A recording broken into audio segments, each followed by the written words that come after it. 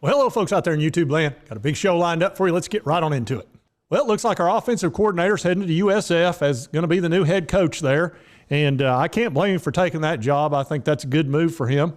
And I think this is going to wind up being a good thing for us long term. I know it doesn't feel like it right now, and I understand that. But look, when you have success in college football, especially the success this team had over the last 2 years, and you go from 100 millionth in offense to number one over 2 years, I think it was 110th to 7th, then to 1st.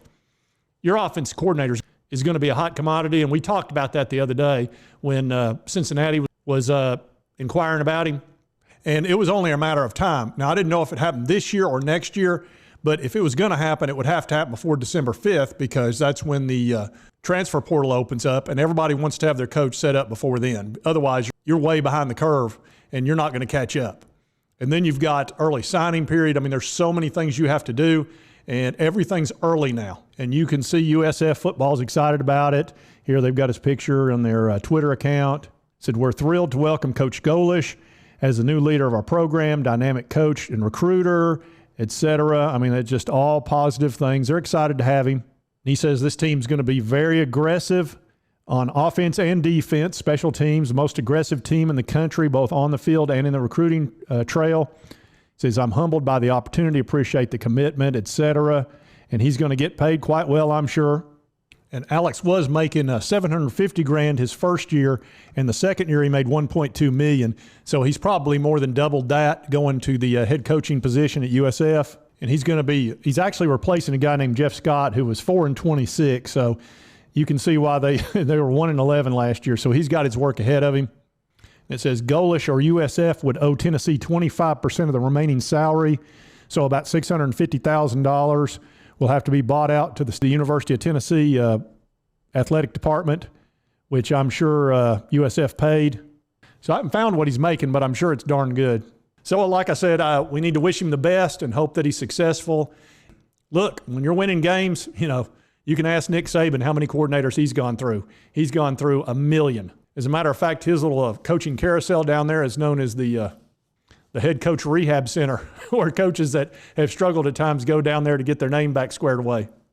Lane Kiffin, I'm looking in your direction. Worked out pretty good for you. Yeah, you got yelled at on the sideline, got humiliated a little bit, but yeah, you needed it. After you stabbed us in the back. So it worked out for him just fine. He's making $9 million a year now. So I think he's set pretty good. But now the one thing they're not going to be allowed to come do, you need to leave Josh Heupel alone. You're not going to come in here and take Josh from us. That's a promise. Because you may walk over here. You walk over, but you're limping back. That's right. Yeah, you'll walk over to Knoxville, but you limp back. Yep. Yeah, we're not going to tolerate that crap. You try to sneak in here and steal Coach Heupel from us, there's going to be trouble. I find your lack of faith disturbing. Enough of this. Reda, release him. Yeah, don't make me do this, because that's what happens if you try to steal Coach Heupel. Yeah. Don't mess around. Sports Talk J ain't putting up with that crap. But what I do have are a very particular set of skills. Skills that make me a nightmare for people like you. And I noticed that they got the team set up. Georgia, Ohio State, TCU, and Michigan. Not in that order, obviously. But TCU didn't drop down a bit. Not even a notch. So that was a little bit surprising to me. Ohio State, they backed in, which, hey, I wish we'd have backed into it. That's what should have happened had we beat South Carolina, but that didn't work out so good for us. But you know what? We're in a great bowl. We're going to be playing Clemson, and it looks like they got their quarterback situation squared away with a true freshman. Interesting. Nico shows up next year. We'll see. We're going to see what Joe Milton does in this game. Hopefully he plays well, but I expect come next spring there's going to be a heck of a competition for that starting position, because you'll have Jackson, who'll be in his second year. You'll have the five-star Nico showing up, and you got Joe Milton. So it's probably going to be a pretty good battle. We'll see how it goes out. This bowl game will tell us a lot.